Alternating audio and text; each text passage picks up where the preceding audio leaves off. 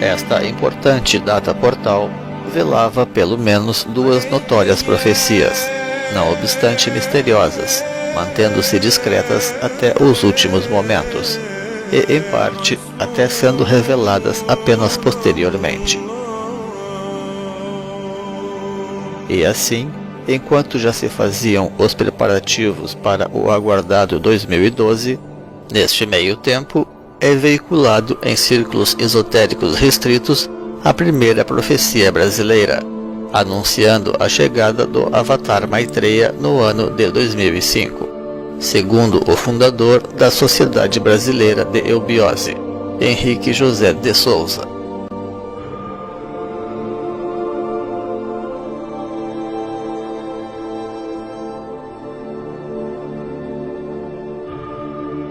Souza criara a entidade nos anos 20 com outros nomes todavia, apresentada na época seja como uma yoga mental ou como uma teosofia brasileira.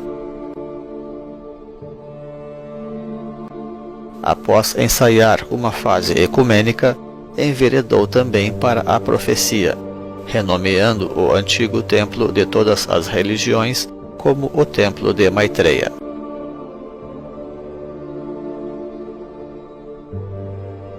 Dedicado assim ao Buda aguardado que, segundo Souza, se manifestaria no Brasil no ano de 2005.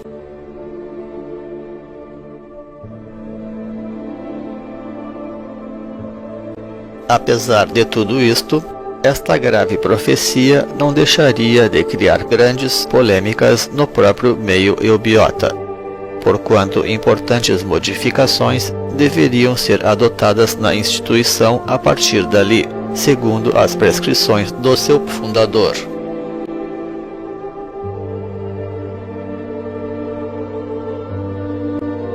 Além da profecia contrastar com as crenças de muitos de que Henrique José de Souza já seria o próprio Avatar.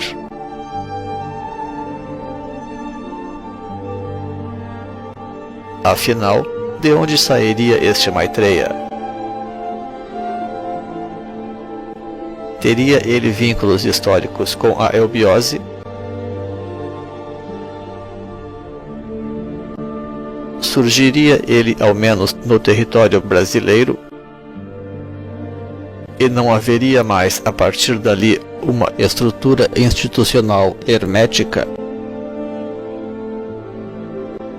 Que revoluções, afinal, este possível Maitreya poderia intentar realizar?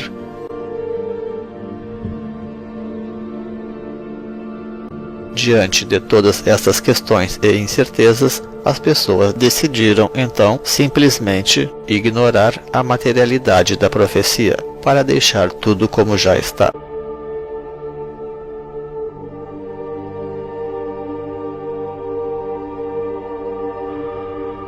Não obstante, a despeito de tudo e de todos, a história segue o seu curso. E assim, a semente que a eubiose afirmava velar seria colhida pelas verdadeiras forças espirituais emergentes e levada a amadurecer. Logo após a data da profecia, discípulos diretos ou não do fundador Henrique José de Souza foram colocados em contato direto com o Maitreya efetivamente encarnado então, a fim de que se aprofundassem os vínculos recíprocos.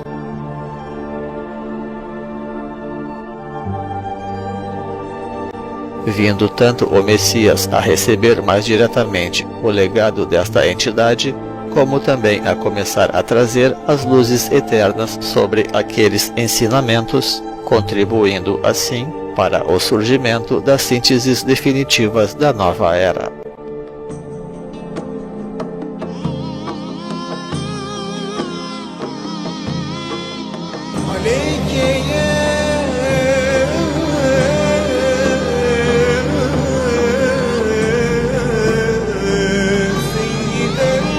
A segunda profecia mencionada seria abertamente revelada apenas mais tarde, em função das várias intervenções humanas ocorridas no seu curso.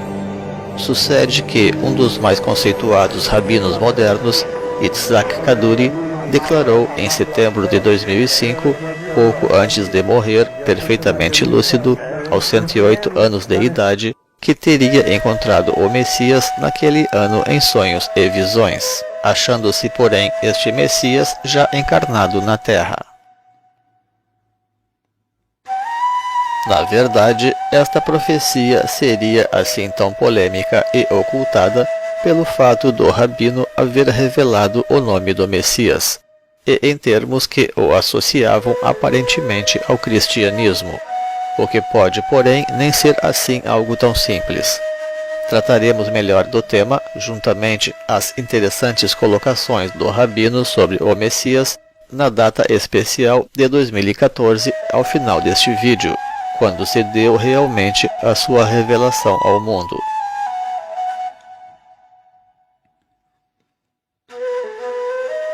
Afinal, que Cabalas faz desta data alvo de complexas profecias que jogam de tal forma com o tempo? Talvez a grande magia deste portal resulte de sua posição central entre a transição astrológica do ano 2000 e a transição antropológica do 2012, como uma espécie de pivô de equilíbrio, portanto, das grandes dimensões da existência, como são o tempo e o espaço.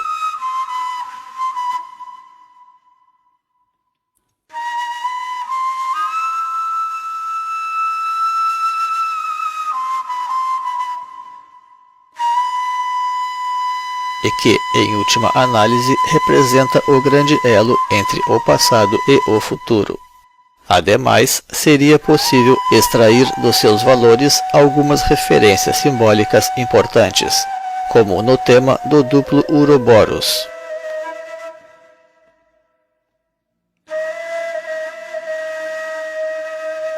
A fórmula 2 vezes 5 remete, enfim, ao 10 da totalidade e da roda da fortuna, a divina força criativa de mudança das coisas.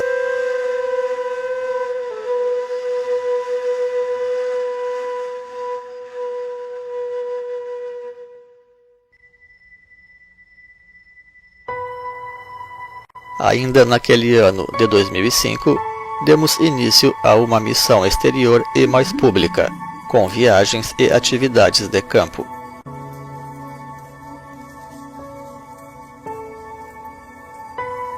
Para divulgar o projeto Êxodos, um mundo para todos, base para uma sociologia holística.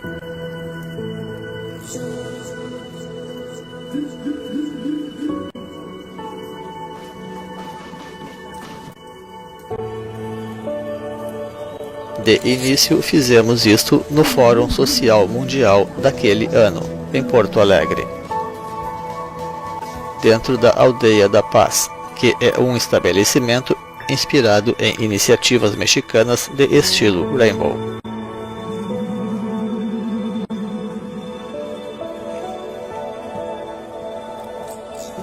E meses depois, participamos então do chamado do Beija-Flor, ligado ao mesmo movimento, e que seria, ao final, um dos grandes responsáveis pelo renascimento de Alto Paraíso pós-ano 2000.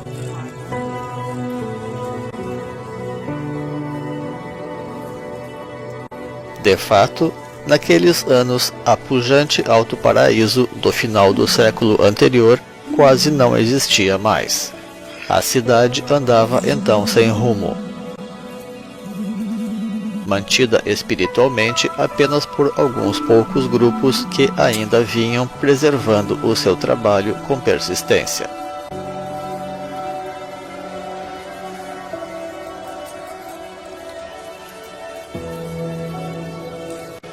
Talvez o maior símbolo desta situação fosse o estado de ruína em que caíra o mais destacado estabelecimento místico dos anos 90, as cúpulas de Saint-Germain, embargada pela justiça por dívidas e conflitos internos.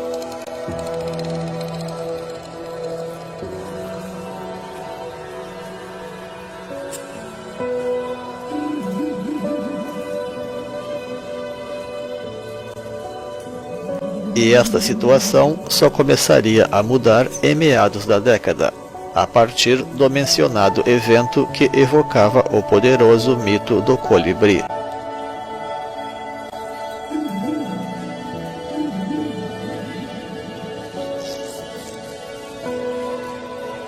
O beija-flor é sempre um símbolo muito especial nas culturas originárias.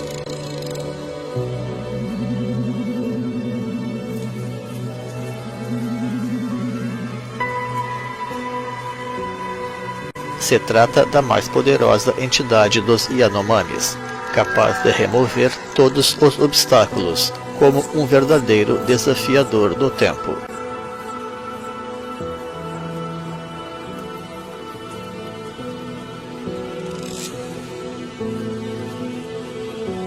O misto de fragilidade e suas surpreendentes capacidades, beleza e diversidade faz dele um animal muito especial.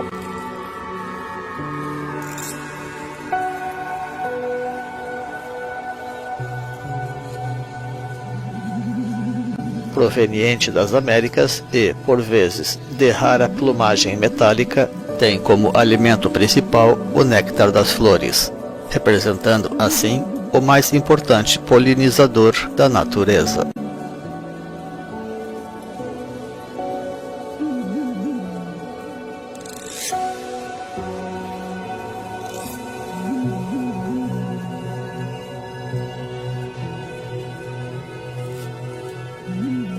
De certa maneira, personificamos um mito nesta ocasião.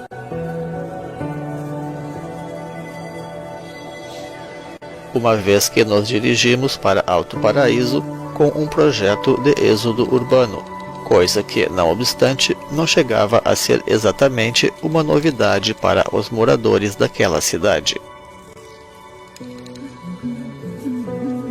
Na cultura do México antigo, o colibri simboliza Huitzilopochtli, o deus solar dos astecas, surgido a partir do guia ou Manu, mentor, daquela nação na sua peregrinação em direção ao Planalto Central mexicano.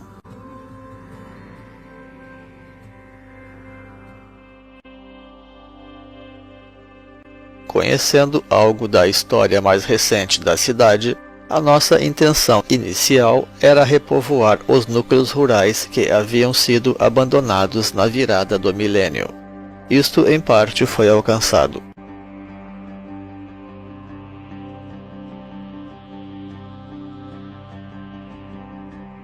Porém, também terminamos aprendendo muito com a rica experiência daquela cidade, inclusive aquelas que buscavam revalorizar as pequenas cidades rurais do país, que um dia foram denominadas como ecopolos.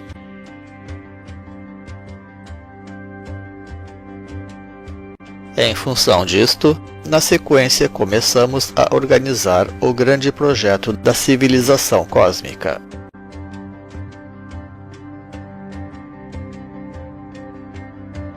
A partir de um sincretismo entre a história de Alto Paraíso e as novas propostas da eubiose trazidas a nós por antigos membros.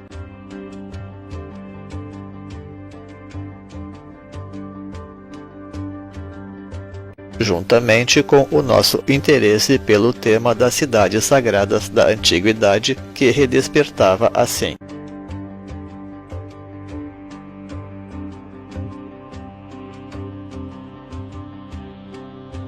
Na prática, a partir disto, o projeto Êxodos apenas incluiu na sua proposta original de redes de comunidades a presença de pequenas cidades holísticas centrais, mais ou menos na forma de sistemas solares geográficos, mas que, de forma distinta da eubiose, ainda propugnava a importância da criação de núcleos ex nihilo, do nada, por assim dizer, como forma mais segura e apropriada para se alcançar uma nova sociedade.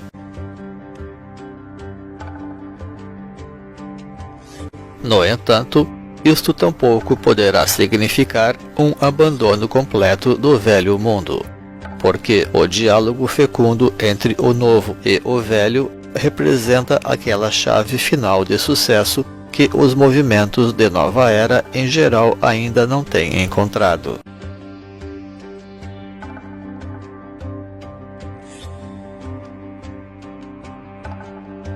Aqui devemos recordar que Alto Paraíso foi descoberta pelos movimentos de nova era na virada dos anos 80, a partir do projeto Rumo ao Sol. Nascido no seio dos primeiros encontros nacionais de comunidades alternativas, os ENCAs, e que aspirava a criar nesta região uma rede de comunidades, mas que, após alguns anos, acabaria mesmo se incorporando às várias pequenas cidades do país. A maioria das pessoas eram urbanas. A gente não tinha sido criado na roça. Então, a gente foi vendo a ilusão também, entendeu? Que era uma grande ilusão. Então, muita gente voltou para a cidade. Muita gente voltou, foi para São Lourenço. Porque São Lourenço acabou virando São Lourenço e Mauá também. Principalmente São Lourenço começou a virar um polo. E a gente viu que se a gente ficasse ali no matão, não poderíamos evoluir muito, né? Começou a ficar difícil. E aí resolvemos fazer uma casa lá em Alto Paraíso. A gente ter, inclusive, escola para as crianças, que minha filha mais velha já estava chegando a 7 anos de idade.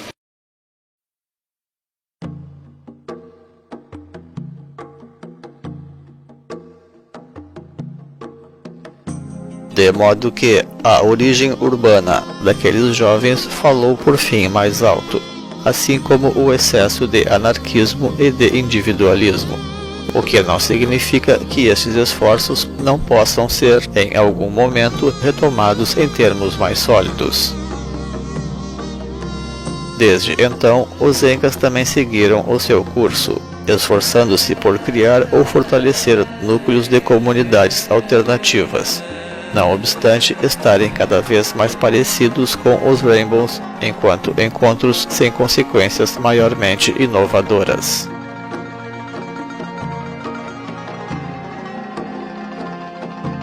Talvez uma certa fase de experimentos estivesse superada então para a nova humanidade, ou se exigia que novas propostas também fossem colocadas na mesa. Ainda assim, muita coisa se aprendeu e aproveitou ali.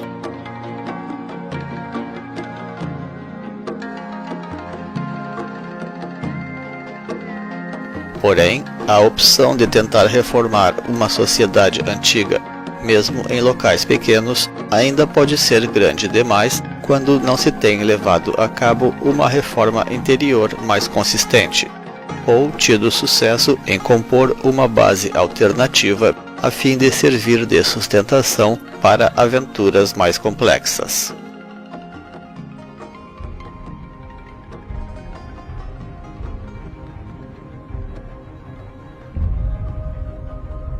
De modo que estas transformações nos planos também faziam parte de um destino maior.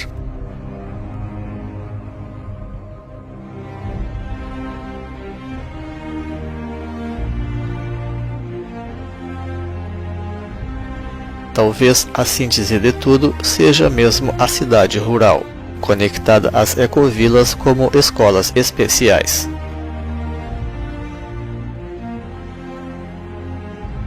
Assim, o grande passo será dado quando se começarem a criar cidades novas inteiramente alternativas, como um desafio realmente importante e futurístico, com impacto social e cultural definitivo. Já em 1968, era fundada a cidade ecumênica de Auroville.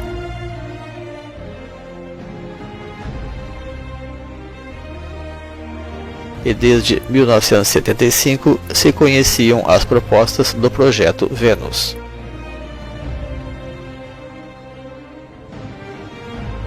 A América do Sul ainda tardaria um pouco mais para digerir estas novidades, mas as coisas estavam a caminho, como demonstram as propostas que viriam a vicejar a partir do milênio chegado.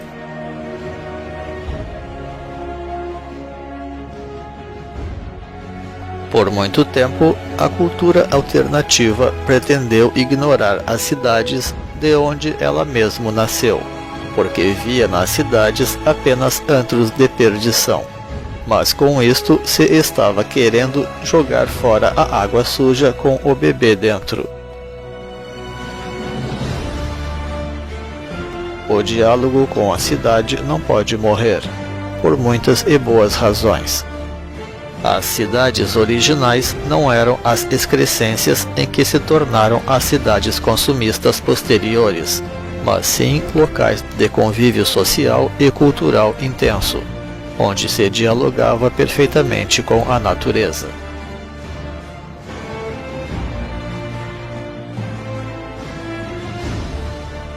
Em última análise, as cidades não podem ser abandonadas porque, sem isto, a dimensão do serviço em prol de uma renovação jamais será completo e suficiente.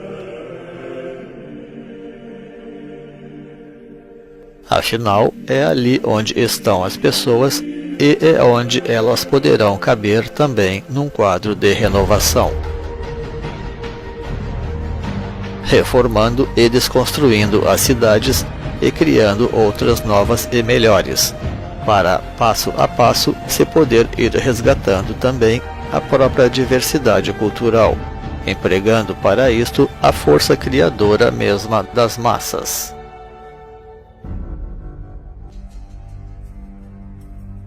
As velhas cidades são aquele caos a partir do qual se poderá gerar, enfim, um novo cosmos, dependendo todo o sucesso do novo pensamento da atuação nestas duas pontas, que são a reforma e a renovação.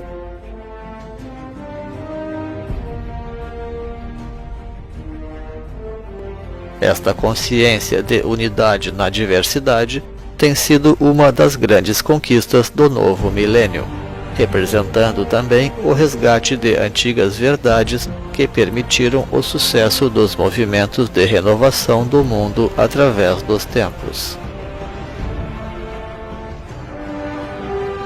Este portal corresponde à esfera resede da árvore cabalística, vinculada a Júpiter e representando a graça ou a misericórdia, presente na manifestação da providência divina para orientar a humanidade no rumo de um novo tempo.